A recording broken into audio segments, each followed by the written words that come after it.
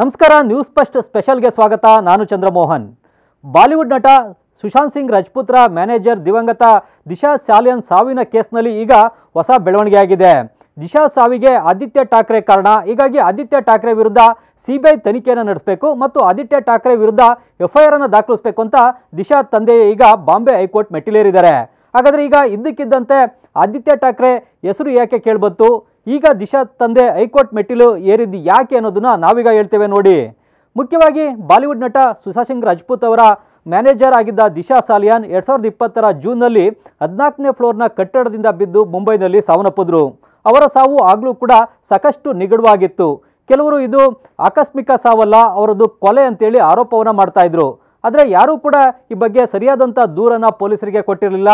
ಪೊಲೀಸರು 16ನೇ ಫ್ಲೋರಿಂದ ಆಕಸ್ಮಿಕವಾಗಿ ಬಿದ್ದು ದಿಶಾ ಸಾಲಿಯಾನ್ ಸಾವನ್ನಪ್ಪಿದ್ದಾರೆ ಅಂತೇಳಿ ಕೇಸನ್ನು ಕ್ಲೋಸ್ ಮಾಡಿದರು. ಆದ್ರೀಗ ದಿಶಾ ಸಾಲಿಯಾನ್ ಅವರ ತಂದೆ ಸತೀಶ್ ಸಾಲಿಯಾನ್ ಅವರೇ ಬಾಂಬೆ ಹೈಕೋರ್ಟ್ಗೆ ಅರ್ಜಿಯೊಂದನ್ನು ಸಲ್ಲಿಸಿದ್ದಾರೆ. ಈ ಅರ್ಜಿಯಲ್ಲಿ ಮುಖ್ಯವಾಗಿ ತಮ್ಮ ಮಗಳನ್ನು ರೇಪ್ ಮಾಡಿ ಬಳಿಕ ಹತ್ಯೆ ಮಾಡಲಾಗಿದೆ. ಹೀಗಾಗಿ ಈ ಕೇಸಿನ ಬಗ್ಗೆ ಸಿಬಿಐ ತನಿಖೆಯನ್ನು ನಡೆಸಬೇಕು. ಮುಖ್ಯವಾಗಿ ಆದಿತ್ಯ ಠಾಕ್ರೆ ವಿರುದ್ಧ ಎಫ್ಐಆರ್ ಅನ್ನು ದಾಖಲಿಸ್ಕೊಳ್ಬೇಕು, ಅವರ ವಿರುದ್ಧ ತನಿಖೆಯನ್ನು ನಡೆಸಬೇಕು ಅಂತೇಳಿ ಸತೀಶ್ ಸಾಲಿಯಾನ್ ಬಾಂಬೆ ಹೈಕೋರ್ಟ್ಗೆ ಸಲ್ಲಿಸಿರುವಂಥ ಅರ್ಜಿನಲ್ಲಿ ಹೇಳಿದ್ದಾರೆ. ಹೀಗಾಗಿ ಇದು ಸಾಕಷ್ಟು ಕುತೂಹಲಕ್ಕೆ ಕಾರಣ ಆಗಿದೆ. ಜೊತೆಗೆ ದಿಶಾ ಸಾವಿಗೂ ಕೂಡ ಒಂದು ಹೊಸ ತಿರುವನ್ನು ಕೊಡ್ತಾ ಇದೆ. ಈ ಸಾವಿನ ತನಿಖೆಯನ್ನು ಏನಾದರೂ ಕೂಡ ಈಗ ಮುಂದೆ ಸಿಬಿಐ ಏನಾದರೂ ತನಿಖೆಯನ್ನು ನಡೆಸಿದ್ರೆ ಆದಿತ್ಯ ಠಾಕ್ರೆ ಕೊರಳಿಗೆ ಉರುಳಾಗುತ್ತಾ ಅನ್ನತಕ್ಕಂಥ ಪ್ರಶ್ನೆಗಳು ಕೂಡ ಈಗ ಮಹಾರಾಷ್ಟ್ರದಲ್ಲಿ ಚರ್ಚೆ ಆಗ್ತಾ ಇದೆ. ಸುಶಾಂತ್ ಸಿಂಗ್ ರಾಜ್ಪೂತ್ ಸಾವನ್ನಪ್ಪೋದಕ್ಕಿಂತ ಕೆಲವು ದಿನಗಳ ಮುಂಚೆ ಅಂದರೆ 2020ರ ಜೂನ್ 8ನೇ ತಾರೀಕು ಬಾಂಬೆಯ 14ನೇ ಫ್ಲೋರ್ನ ಕಟ್ಟಡವೊಂದರಿಂದ ದಿಶಾ ಬಿದ್ದು ಸಾವನ್ನಪ್ಪಿದ್ರು. ಅಂದರೆ ಆಗ ಸಾವನ್ನಪ್ಪಿದಂಥ ಸಂದರ್ಭದಲ್ಲಿ ಇದೊಂದು ಆಕಸ್ಮಿಕ ಸಾವು, ಕಟ್ಟಡದಿಂದ ಆಕಸ್ಮಿಕವಾಗಿ ದಿಶಾ ಬಿದ್ದು ಸಾವನ್ನಪ್ಪಿದ್ದಾರೆ ಅಂತೇಳಿ ಹೇಳಲಾಗ್ತಾ ಇತ್ತು.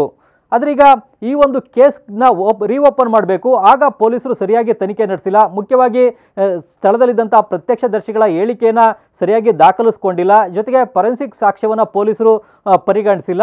ಇನ್ನು ಕೆಲವೊಂದು ಸಾಂದರ್ಭಿಕ ಸಾಕ್ಷ್ಯಗಳನ್ನು ಕೂಡ ಮುಂಬೈನ ಪೊಲೀಸರು ಸರಿಯಾಗಿ ಪರಿಗಣಿಸಿ ತನಿಖೆಯನ್ನು ನಡೆಸಿಲ್ಲ.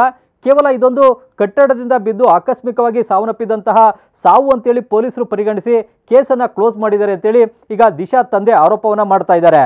ಆದರೆ 5 ವರ್ಷಗಳ ಹಿಂದೆ ಇದೇ ದಿಶಾ ಅವರ ತಂದೆನೇ ತಮ್ಮ ಮಗಳ ಸಾವಿನ ಬಗ್ಗೆ ಮಾಧ್ಯಮಗಳು ಕಲ್ಪಿತ ವರದಿಗಳನ್ನು ಮಾಡ್ತವೆ, ಊಹಾಪೋಹದ ವರದಿಗಳನ್ನು ಮಾಡ್ತವೆ. ಈ ರೀತಿಯಾಗಿ ಊಹಾಪೋಹದ ಸುಳ್ಳಿನ ವರದಿಗಳನ್ನು ಮಾಡಬಾರ್ದು ಅಂತ ಹೇಳಿದರು. ಜೊತೆಗೆ ಈ ಸುಳ್ಳಿನ ವರದಿಗಳಿಂದ ನಮಗೆ ಸಾಕಷ್ಟು ನೋವಾಗ್ತಾ ಇದೆ ಅಂತ ಹೇಳಿದರು. ಆದ್ರೀಗ ಬದಲಾದಂಥ ಪರಿಸ್ಥಿತಿಯಲ್ಲಿ ದಿಶಾ ತಂದೆ ಸತೀಶ್ ಅವರೇ ತಮ್ಮ ಮಗಳ ಸಾವಿನ ಬಗ್ಗೆ ಸಿಬಿಐ ತನಿಖೆ ಆಗಬೇಕು ಅಂತೇಳಿ ಬಾಂಬೆ ಹೈಕೋರ್ಟ್ಗೆ ಅರ್ಜಿಯನ್ನು ಸಲ್ಲಿಸಿದ್ದಾರೆ. ಅದರಲ್ಲೂ ಮುಖ್ಯವಾಗಿ ಶಿವಸೇನೆ ನಾಯಕ ಆದಿತ್ಯ ಠಾಕ್ರೆ ವಿರುದ್ಧ ಎಫ್ಐಆರ್ ಅನ್ನು ದಾಖಲಿಸಬೇಕು ಅಂತೇಳಿ ಮನವಿಯನ್ನು ಹೈಕೋರ್ಟ್ಗೆ ಮಾಡಿಕೊಂಡಿದ್ದಾರೆ.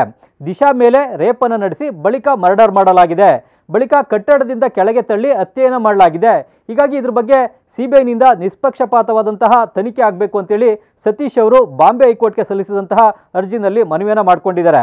ಈ ಹಿಂದೆ ನಮಗೆ ಪೊಲೀಸರ ಮೇಲೆ ನಂಬಿಕೆ ಇರಲಿಲ್ಲ, ಆದ್ರೀಗ ಪರಿಸ್ಥಿತಿ ಬದಲಾಗಿದೆ. ಹೀಗಾಗಿ ಸಿಬಿಐ ತನಿಖೆ ನಡೆಸಿದ್ರಷ್ಟೇ ತಮ್ಮ ಮಗಳ ಸಾವಿನ ಸತ್ಯ ಬಹಿರಂಗ ಆಗುತ್ತೆ ಅಂತೇಳಿ ಸತೀಶ್ ಸಾಲಿಯಾನ್ ಅವರು ಬಾಂಬೆ ಹೈಕೋರ್ಟ್ಗೆ ಸಲ್ಲಿಸಿರುವಂಥ ಅರ್ಜಿನಲ್ಲಿ ಮನವಿಯನ್ನು ಮಾಡಿಕೊಂಡಿದ್ದಾರೆ. ಹೀಗಾಗಿ ಈಗ ಹೈಕೋರ್ಟ್ ಈ ಅರ್ಜಿಯನ್ನು ಪರಿಗಣಿಸಿ ಏನು ಆದೇಶವನ್ನು ಕೊಡುತ್ತೆ, ದಿಶಾ ಸಾವಿನ ಕೇಸ್ನ ತನಿಖೆಯನ್ನು ಸಿಬಿಐಗೆ ವಹಿಸುತ್ತಾ, ಈ ಕೇಸನ್ನು ಸಿಬಿಐ ಏನಾದರೂ ಕೂಡ ತನಿಖೆಯನ್ನು ನಡೆಸಿದ್ರೆ ಆದಿತ್ಯ ಠಾಕ್ರೆಯ ಕೊರಳಿಗೆ ಉರುಳಾಗುತ್ತಾ ಅನ್ನೋತಕ್ಕಂತಹ ಕುತೂಹಲದ ಪ್ರಶ್ನೆಗಳು ಕೂಡ ಈಗ ಮಹಾರಾಷ್ಟ್ರದಲ್ಲಿ ಉದ್ಭವವಾಗಿವೆ.